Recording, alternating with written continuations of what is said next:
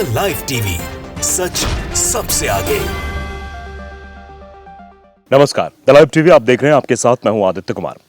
दरअसल उपचुनाव के नतीजे आ रहे हैं। उपचुनाव के नतीजे जो है वो भारतीय जनता पार्टी या फिर कह लीजिए एनडीए गठबंधन के लिए परेशानी बढ़ाने वाले हैं। इंडिया गठबंधन में खुशी की लहर दिखाई दे रही, क्योंकि जो नतीजे हैं वो इंडिया गठबंधन के फेवर में आते हुए दिखाई दे रहे हैं। हिमाचल प्रदेश की बात करें तो वहां भी इंडिया गठबंधन दिखाई दे रहा है। उत्तराखंड की बात करें तो वहां भी इंडिया गठबंधन दिखाई दे रहा है। यानी हर जगह इंडिया गठबंधन की ही लहर दिखाई दे रही है। और आप देखिए, ये लुटियंस मीडिया ने एक्स पर पोस्ट किया है कि उत्तराखंड की दोनों सीटों पर कांग्रेस पार्टी ने जीत दर्ज की है।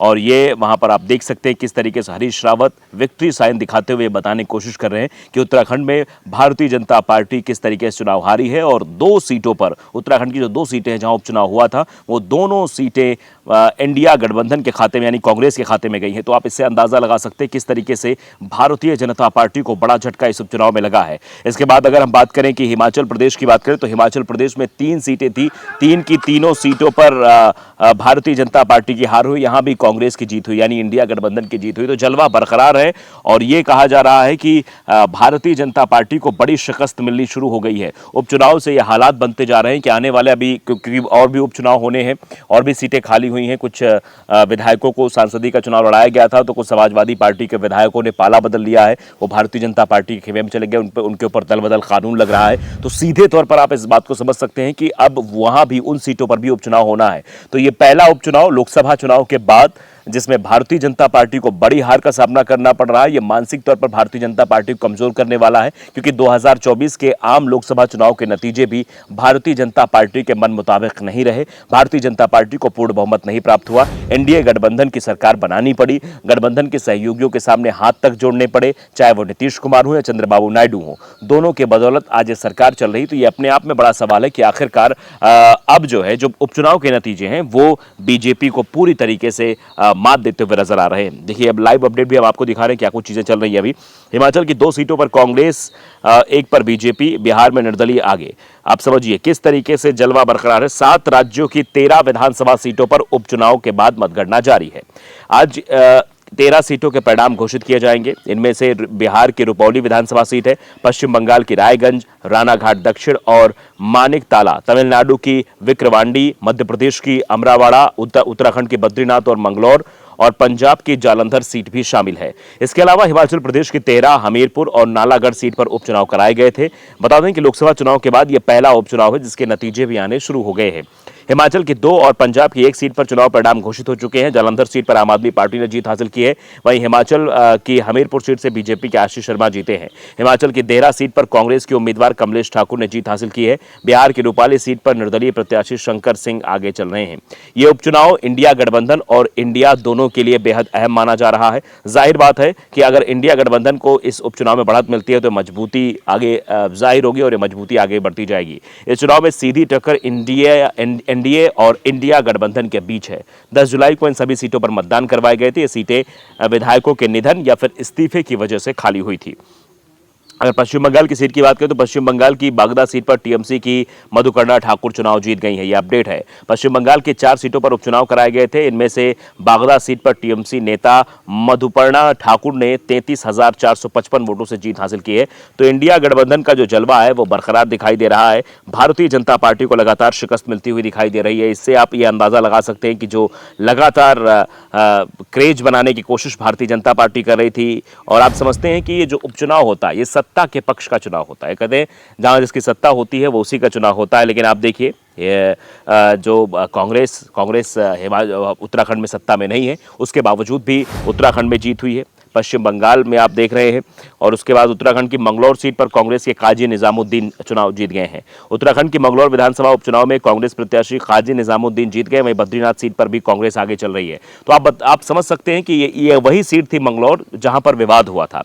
वोटिंग के दिन किस तरीके से यहां पर गोलीबारी भी चली थी, मुसलमानों के साथ अभद्रता भी की गई थी, मारा पीटा भी किया था। उसके बाद जब नतीजे भी सामने आ रहे हैं तो वो भी कांग्रेस के फेवर में जाते हुए दिखाई दे रहे हैं। तो आप समझ सकते हैं, उत्पात मचाने की कितनी भी कोशिश कर ले भारतीय जनता पार्टी के लोग, लेकिन जो नतीजे हैं वो साफ तौर पर यह दर्शाने के लिए काफी हैं कि भारतीय जनता पार्टी को करारी शिकस्त मिली है। भारतीय जनता पार्टी चुनाव नहीं जीत पाई है, जबकि यहां पर कांग्रेस का जलवा बरकरार है।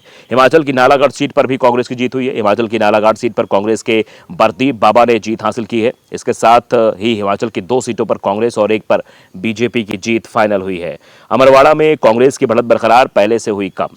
मध्य प्रदेश के अमरवाड़ा विधानसभा उपचुनाव में कांग्रेस प्रत्याशी धीरन शाह अपने निकटतम प्रतिद्वंदी भारतीय जनता पार्टी के कमलेश शाह से लगभग 4000 मतों से अपनी बढ़त बनाए हुए हैं। हालांकि उनकी ये बढ़त पिछले राउंड के मुकाबले लगभग 2000 मतों से कम हुई है। दोपहर 1 बजे तक की अगर बात करें तो 15 दौर की मतगणना के बाद धीरन शाह की बढ़त लगातार लगभग 4000 मतों की हो गई है। मतगणना के बाद अब 5 दौर के राउंड अभी शेष है। भाजपा के कमलेश शाह दूसरे स्थान पर, जबकि गोंडवाना गणतंत्र पार्टी के देवरा वेन भलावी लगभग 25,000 मत लेकर तीसरे स्थान पर बने हुए हैं।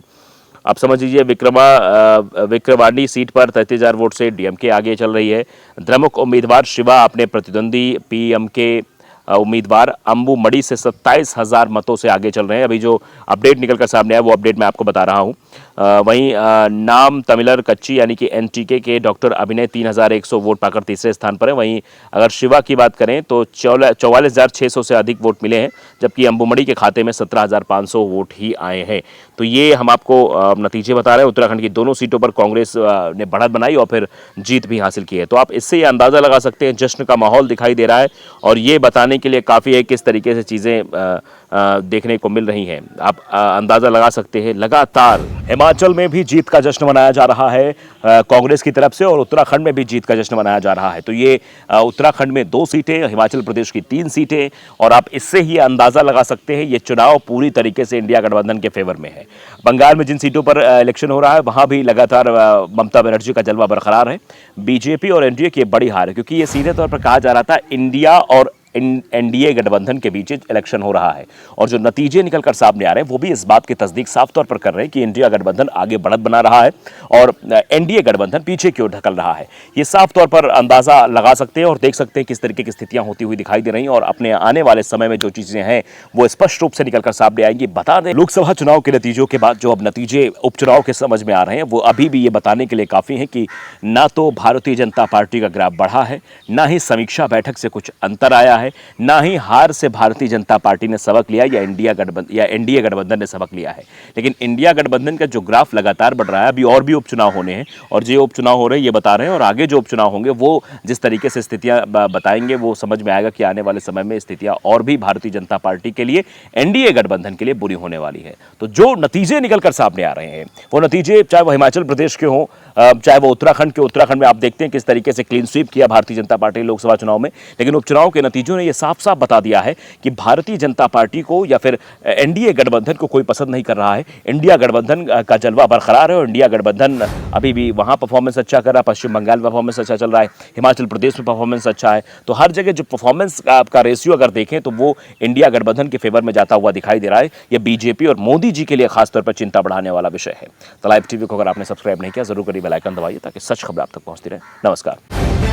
द लाइव टीवी, सच सबसे आगे।